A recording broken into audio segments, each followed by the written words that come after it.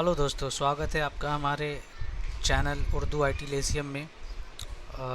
दोस्तों, अगर अभी तक आपने मेरे चैनल को सब्सक्राइब नहीं किया है तो प्लीज़ सब्सक्राइब कर दें, लाइक करें और उसको कमेंट करें। और आज मैं आप लोगों को एक नई टॉपिक, एक छोटा सा इन्फॉर्मेशन देने जा रहा हूँ। एक्चुअली बहुत टाइम से मेरे नॉन जानने वाले दोस्त हो या मेरे रिलेटिव्स हो, कभी कभी कॉल कर लेते हैं कि भाई मेरे को थोड़ा सजेस्ट करिए कि मुझे एक लैपटॉप ख़रीदना है, तो लैपटॉप में क्या फ़ीचर्स होने चाहिए, क्या कॉन्फ़िगरेशन होना चाहिए। सम टाइम किसी को पुराना परचेज़ करना पड़ता है तो वो भी हमसे कंसल्ट करने लगते हैं।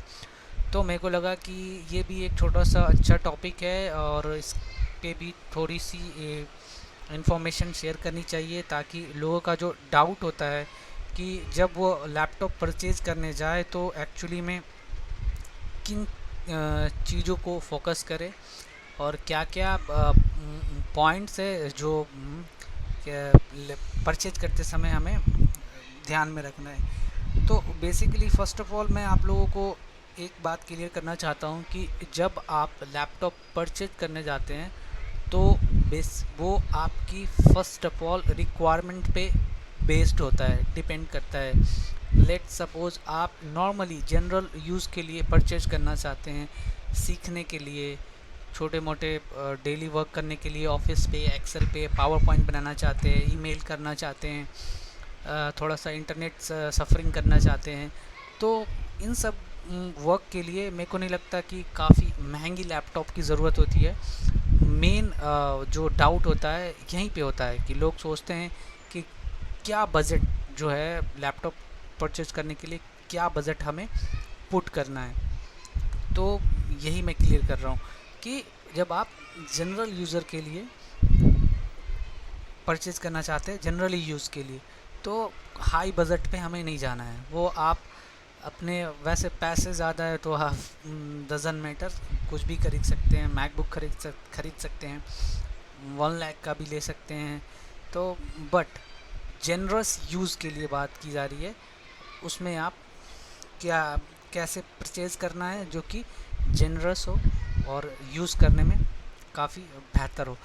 तो लेट सपोज मैं एग्ज़ाम्पल दूँ, अगर कोई सॉफ्टवेयर इंजीनियर परचेज़ करेगा तो जाहिर बात है कि वो कुछ डेवलपमेंट के वर्क करेगा, कोई रिसर्च के काम करेगा। वो वो हो सकता है कुछ सॉफ्टवेयर डेवलप कर रहा हो, सॉफ्टवेयर की अलग रिक्वायरमेंट हो उस लैपटॉप पे चलाने के लिए, तो उसके कॉन्फ़िगरेशन जो होगी एक सॉफ्टवेयर इंजीनियर की, वो काफ़ी अच्छी होगी in comparison to general user के। तो उस केस में जैसी हार्डवेयर यूज़ होगी लैपटॉप में फॉर एडवांस वर्क के लिए, एडवांस वर्क के लिए, तो उसकी कॉस्ट जो है वो इंक्रीज हो जाएगी। So this is what I am trying to explain you कि this is the point. First of all you have to catch this कि which is what is your requirement basically. If your requirement is for general purpose, just go with the normal laptop. If you are working for a software engineer, developer, research scientist, so you must go with the advanced laptop. Advanced laptop means advanced feature मैं अभी आगे बताऊंगा आपको कि क्या focus करना होता है। तो सबसे पहले मैं बताना चाहूँगा कि आप लैपटॉप ख़रीदते समय मोटी मोटी चीज़ों का ध्यान रखिए। सबसे पहला तो आप किसी भी ब्रांड का लीजिए, HP, Dell, Toshiba, Apple, doesn't matter, depend करता है, ब्रांड सारे अच्छे हैं, इसमें कोई शक की बात नहीं है। मैं किसी एक ब्रांड को प्रमोट नहीं कर रहा हूँ, मैं उसका कोई कॉन्ट्रैक्टर या सेल्स नहीं हूँ। तो मैं हार्डवेयर की बात कर रहा हूँ। जब आप परचेज करने जाएँ तो आपको फोकस करना है रैम पे, हार्ड डिस्क पे, ग्राफिक्स पे, प्रोसेसर पे, और मेन चीज़ें जो है ये है। लेट सपोज मैं अपनी लैपटॉप की छोटी सी कॉन्फ़िगरेशन आपको दिखाता हूँ। मेरा लैपटॉप HP का है और 840G3 है। जिनको पता होगा 840G3, नहीं पता हो तो गूगल पे जाके सर्च कर सकते हैं।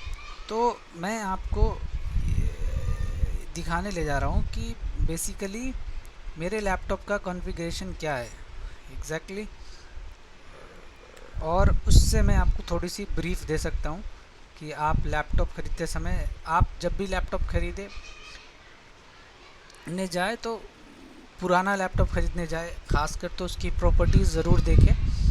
सिंपल सा स्टेप था, आप डेस्कटॉप पे माई पीसी नाम की एक आइकन होगी, उस पर राइट क्लिक करके प्रॉपर्टीज़ में जाएंगे तो ये आपकी बेसिक डिटेल्स बता देगा। लेट सपोज़ मेरे लैपटॉप का जो बेसिक कॉन्फ़िगरेशन है वो विंडोज़ 10 है। नॉर्मली विंडोज़ 7 है, विंडोज़ 8 है, विंडोज़ 10 है। अब विंडोज़ 11 भी लॉन्च हो गया है और माइक्रोसॉफ्ट ने लॉन्च कर दिया है, लेकिन ये विंडोज़ 10 है जो अभी आप कह सकते हैं काफ़ी पॉपुलर ऑपरेटिंग सिस्टम है। तो उसके साथ प्रोसेसर यहाँ आपको नज़र आ रहा होगा, processor Intel R core TM i5 है। प्रोसेसर भी डिफरेंट टाइप के होते हैं, इंटेल होती है और एक AMD होती है। AMD भी एक कंपनी है जो कि सेमीकंडक्टर डिवाइस में डील करती है। तो एक AMD बेस्ड प्रोसेसर होता है और एक इंटेल बेस, भी एक कंपनी है और AMD भी एक कंपनी है। ये दोनों प्रोसेसर बनाती है और भी बहुत सारी डिवाइसेस बनाती है। तो ये जो मेरा लैपटॉप है ये इंटेल बेस्ड प्रोसेसर का है और इंटेल काफ़ी पॉपुलर है, काफ़ी बड़ी ऑर्गेनाइजेशन है। आप देख सकते हैं ये i5 है, इसके अलग सीरीज़ है, i7 है, i9 है। नीचे आ जाएंगे तो i3 है, डुअल कोर है। ये प्रोसेसर्स हैं। रैम जो बेसिकली मेन आपका रोल का काम करता है, रैम आपके लैपटॉप में रैम ये जितना ज़्यादा होगा आपकी प्रोसेसिंग स्पीड आप कह ले उतनी अच्छी होगी। और मल्टीटास्किंग के लिए रैम अच्छा होना बहुत ज़रूरी है। नॉर्मली क्या होता है कि लैपटॉप्स में 8 GB रैम होता है, सॉरी 2 GB रैम होता है, और जो कि एक जनरल पर्पस यूज़ के लिए 4 GB मेरे को लगता है एनफ है। अब 8 GB रैम, लेट सपोज आप मल्टीटास्किंग कर रहे हैं, मल्टीपल विंडो पे काम कर रहे हैं, कुछ हेवी सॉफ्टवेयर भी आपके लैपटॉप में है, तो उस केस में आपका जो रैम है, लेट सपोज आपकी छोटी छोटी फाइलों ने खा रखा है, तो फिर उसको एलोकेट कर पाना मुश्किल हो जाता है। तो उस केस में क्या हो जाता है, हैंग हो जाता है पीसी। याद रखिएगा, जब आपका पीसी हैंग हो जाए तो आप समझ जाइएगा कि आपका CPU या आपका रैम ज़्यादा प्रोसेस यूज़ कर रहा है, कोई ना कोई ऐसी फाइल, कोई ना कोई ऐसा सॉफ्टवेयर एप्लीकेशन ज़्यादा कंज्यूम कर रहा है आपकी रैम को या आपकी CPU को, जिसके कारण आपका आपके दूसरे टास्क जो क्रिएट हो रहे हैं उसको एलोकेशन रैम या CPU का नहीं मिल पा रहा है, जिसकी वजह से आपका सिस्टम हैंग हो जाता है। मैं थोड़ा टेक्निकली चला गया था। उसके बाद आपको थोड़ा सा ध्यान रखना है कि आजकल जितने भी लैपटॉप कंप्यूटर आ रहे हैं वो 64 बिट ऑपरेटिंग सिस्टम है, 32 बिट भी आपको मिलेंगे, जो कि थोड़ा आजकल दोनों हैं।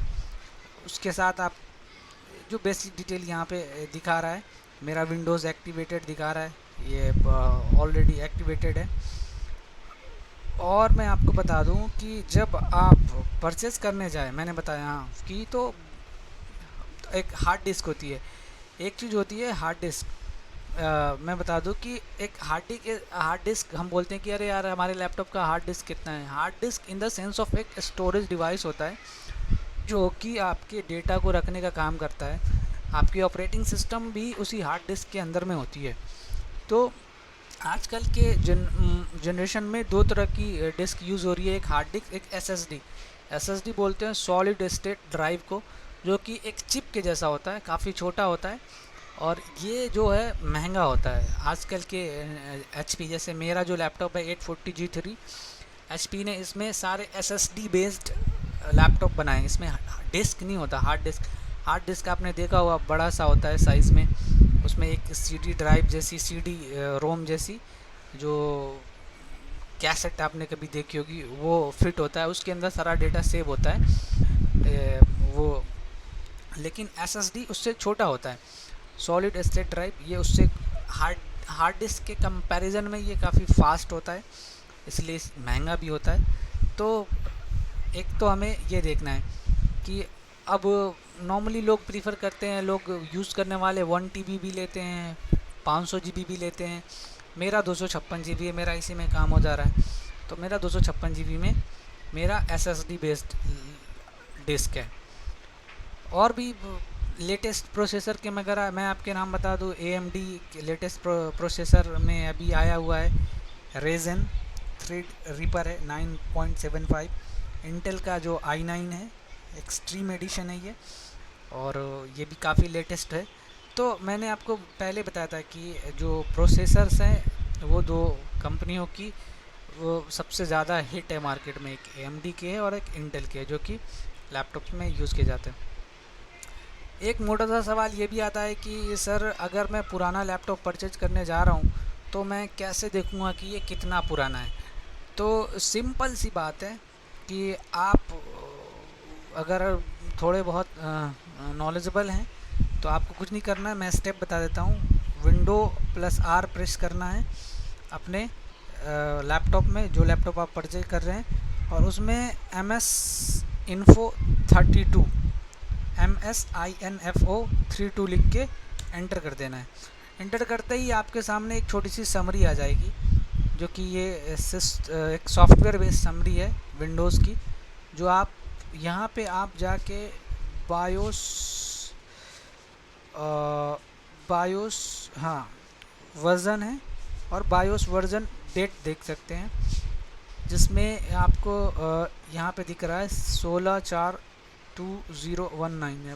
दैट मीन्स कि बायोस का वर्ज़न दिखा रहा है और बायोस कब इंस्टॉल हुआ था। बायोस इंस्टॉलेशन इट मीन्स कि ये लैपटॉप कब इंस्टॉल हुआ, के बना।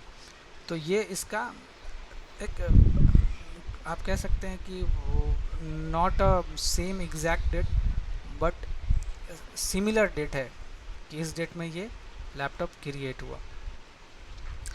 बाकी यहाँ देखिए इस कमांड से हमें ये सिस्टम का मॉडल भी दिख रहा है कि कौन सा लैपटॉप है, और इसके साथ साथ OS भी बता रहा है, Windows 10 Pro है, और उस डेस्कटॉप का सिस्टम का क्या नाम है, मेरे वाले का डेस्कटॉप जो भी L4 है। तो यहाँ पे आपको दिखा रहा है फिज़िकल मेमोरी टोटल इंस्टॉल, जो इसमें 8 GB है, जो मोटी मोटी चीज़ें हैं। तो this is all about what you can prefer once you are going to purchase or new or a old laptop. So this is all about. Thank you so much, and please hit like and subscribe my channel. Thank you.